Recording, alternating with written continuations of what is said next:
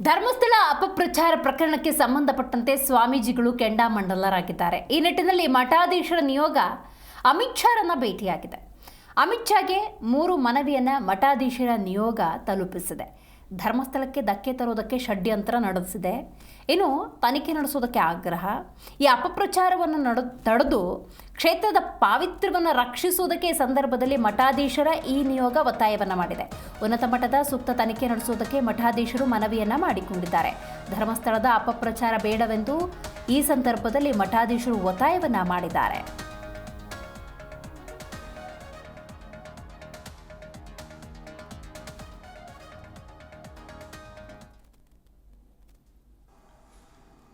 ಸುಮಾರು 800 ವರ್ಷಗಳ ಇತಿಹಾಸವುಳ್ಳಂತಹ ಶ್ರೀ ಕ್ಷೇತ್ರ ಧರ್ಮಸ್ಥಳವು ದಕ್ಷಿಣ ಭಾರತದ ಅತ್ಯಂತ ಪ್ರಸಿದ್ಧಿ ಪಡೆದಂತಹ ಪುಣ್ಯ, ಪವಿತ್ರ, ಶ್ರದ್ಧಾ, ನಂಬಿಕೆಗಳ ಆಧ್ಯಾತ್ಮಿಕ ಮತ್ತು ಧಾರ್ಮಿಕ ತಾಣವಾಗಿರುವಂತಹದ್ದು. ಶ್ರೀ ಕ್ಷೇತ್ರದ ಮೇಲೆ ಅಪಪ್ರಚಾರಗಳು ಮಾಡುತ್ತಿರುವಂತಹದ್ದು ಅಸಹಜ ಸಾವುಗಳು ಮತ್ತು ಇತರ ಆರೋಪಗಳ ಕುರಿತು ನಿಷ್ಪಕ್ಷಪಾತವಾದಂತಹ ಉನ್ನತ ಮಟ್ಟದ ತನಿಖೆಯನ್ನು ನಡೆಸಬೇಕೆಂದು ನಿನ್ನೆ ನವದೆಹಲಿಯಲ್ಲಿ ಸನ್ಮಾನ್ಯ ಗೃಹ ಸಚಿವರಾದಂತಹ ಅಮಿತ್ ಶಾ ಅವರನ್ನ ಭೇಟಿ ಮಾಡಿ ಮನವಿಯನ್ನು ಸಲ್ಲಿಸಲಾಯಿತು. ಧಾರ್ಮಿಕ ಶ್ರದ್ಧಾ ಕೇಂದ್ರದ ರಕ್ಷಣೆಗೆ ಕೇಂದ್ರ ಗೃಹ ಸಚಿವರ ಮುಂದೆ ನಿಯೋಗವು ಪ್ರಮುಖವಾದಂತಹ 3 ಮನವಿಗಳನ್ನು ಸಲ್ಲಿಸಲಾಯಿತು.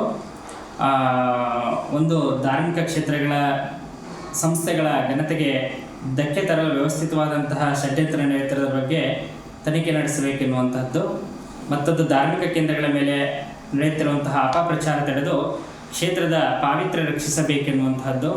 ಧರ್ಮಸ್ಥಳದಲ್ಲಿ ನಡೆದಿದೆ ಎನ್ನಲಾಗುವಂತಹ ಅಸಹಜ ಸಾವುಗಳು ಮತ್ತು ಇತರ ಆರೋಪಗಳ ಕುರಿತು ನಿಷ್ಪಕ್ಷಪಾತವಾದಂತಹ ಉನ್ನತ ಮಟ್ಟದ ತನಿಖೆ ನಡೆಸಬೇಕು ಅಂತೇಳಿ ಕರ್ನಾಟಕದಿಂದ ಒಂದು 6-7 ಮಠದ ಮಠಾಧಿಪತಿಗಳ ಒಂದು ನಿಯೋಗವು ಸನ್ಮಾನ್ಯ ಗೃಹ ಸಚಿವರಲ್ಲಿ ಮನವಿಯನ್ನು ಸಲ್ಲಿಸಲಾಯಿತು.